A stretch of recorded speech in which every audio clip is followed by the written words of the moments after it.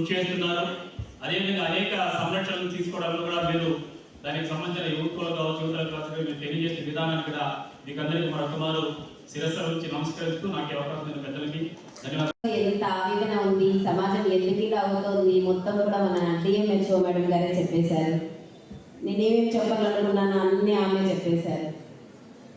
నిజం, మన భారతీయ సనాతన సంప్రదాయం ప్రకారం మనం నడుచుకొని ఉన్నట్లయితే ఇటువంటి రోగాలంతా మన దేశానికి వచ్చేవే కావు. మనం వీటన్నిటికీ కూడా మనమందరం కూడా సమస్యల గురించే మాట్లాడుకుంటున్నాం. వచ్చిన తర్వాత అందరూ చెప్పారు, ఇంకెంతకాలమైనా కూడా ఈ నానుడి ఇలాగే ఉంటుంది, prevention is better than cure. మనం రోగం వచ్చిన తర్వాత దాన్ని ఎలా క్యూర్ చేసుకోవాలి, దానికి ఏం మెడిసిన్స్ కనిపెడతాము, వచ్చిన వాటిని ఏ విధంగా మనం వివక్షత లేకుండా ట్రీట్ చేద్దాము, దీని గురించి మనం మాట్లాడుకోవడంలో ఎటువంటి తప్పు లేదు. కానీ రాకుండా చూసుకోవడంలోనే కదా అసలు విషయం అంతా ఉన్నది.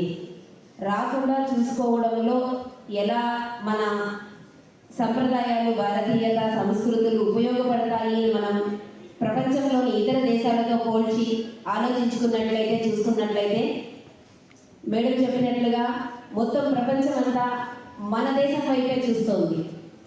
వీరి యొక్క వైవాహిక జీవితంలో ఉన్నటువంటి పటిష్టత ఎంత, వీళ్ళ యొక్క సంస్కృతి, సంప్రదాయాలు, శాస్త్రము, ధర్మము వీళ్ళని ఏ విధంగా పద్ధతిగా ఉంచగలుగుతున్నాయి, అది జ్ఞానం వైపు ఏ విధంగా తీసుకెళ్ళగలుగుతున్నాయి అని వాళ్ళు మన దేశానికి వచ్చి పరిశోధనలు చేసే లోపే మనం ఏం చేస్తున్నాం, తిరోగమనం వైపు పయనిస్తూ ఇతర దేశాలలో ఏ విధంగా చెడు సంస్కారాలు ఏ విధంగా ఉన్నాయో దానికి మనం ఈజీగా అట్రాక్ట్ అవుతున్నాం జస్ట్ బికాస్ ఆఫ్ గ్లోబలైజేషన్. ప్రతి విషయంలోనూ మన దగ్గర ఒక కత్తి ఉంది అంటే కాయగూరలు కోసుకోవచ్చు, పండ్లు కోసుకోవచ్చు, ఎన్నో రకాలుగా మంచిగా ఉపయోగించవచ్చు. దాన్నే మనం ముక్కు, చెవులు కోసుకోవచ్చు, ఇతరుల్ని పొడిచి చంపేయచ్చు, ఏమైనా చేయొచ్చు. మన దగ్గర ఒక ఆధునికతతో కూడుకున్నటువంటి ఒక సెల్ ఫోన్ వచ్చింది అంటే అది మనం జ్ఞానం సంపాదించడం కోసము అనేటువంటిది ఎవ్వరికి ఏమీ తెలియడం లేదు. దీనికి కారణం ఏమిటంటే అందరికీ సమస్యలే కనబడుతున్నాయి, పరిష్కారాలు మన ఒళ్ళోనే ఉన్నాయి. అదే మన తల్లి భరతమాత, భరత భూమి మనకు నేర్పించినటువంటి సనాతన సంప్రదాయం. ఇప్పుడు మన గౌరవనీయులు మన ముఖ్యమంత్రి చంద్రబాబు నాయుడు గారు కానీ, ప్రధానమంత్రి మన మోడీ గారు కానీ ఈ భారతీయ సనాతన సంప్రదాయం ఇప్పుడు వెళుతున్నటువంటి ఈ చెడు పోకడల నుంచి యువతని ఏ విధంగా మళ్ళీ మంచిదారి పట్టించాలి అనే దానికోసం ప్రారంభించినటువంటి ఒక గొప్ప కార్యక్రమమే యోగా. జీవితం కూడా, మన కెరీర్ కూడా, మన ఫ్యామిలీ కూడా, ప్రతి ఒక్కటి కూడా మనకంటూ గైడ్ చేసేటటువంటి వ్యవస్థ మన కుటుంబ వ్యవస్థ చాలా పటిష్టంగా ఉంది.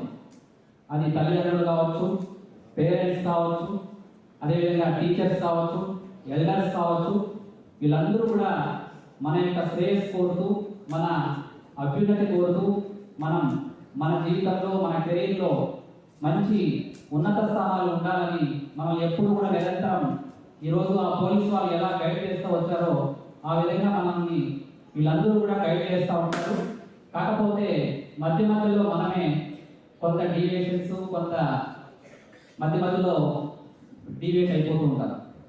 కాబట్టి అలా కాకుండా మనకు ఎస్టాబ్లిష్డ్ వ్యవస్థ అనేటటువంటిది కుటుంబ వ్యవస్థ ఒకటి ఉంది. కాబట్టి దాంట్లో ఆ డీవియేషన్స్ ఎటువంటి లోన్ కాకుండా మన కెరీర్లో, మన లైఫ్లో మంచి లక్ష్యాలను పెట్టుకొని మంచి కుటుంబంగా రావడానికి, అదేవిధంగా మంచి సమాజం కోసం మనం కూడా బాధ్యతగా ఉంటూ ఈ యొక్క లక్ష్యాలను ఏదైతే గవర్నమెంట్ కొన్ని కోట్ల రూపాయలు ఖర్చు పెట్టి ఈరోజు ఇటువంటి అవగాహన కార్యక్రమాలు, ఇటువంటి డేలు అనేటటువంటివి చేస్తూ ఉంది.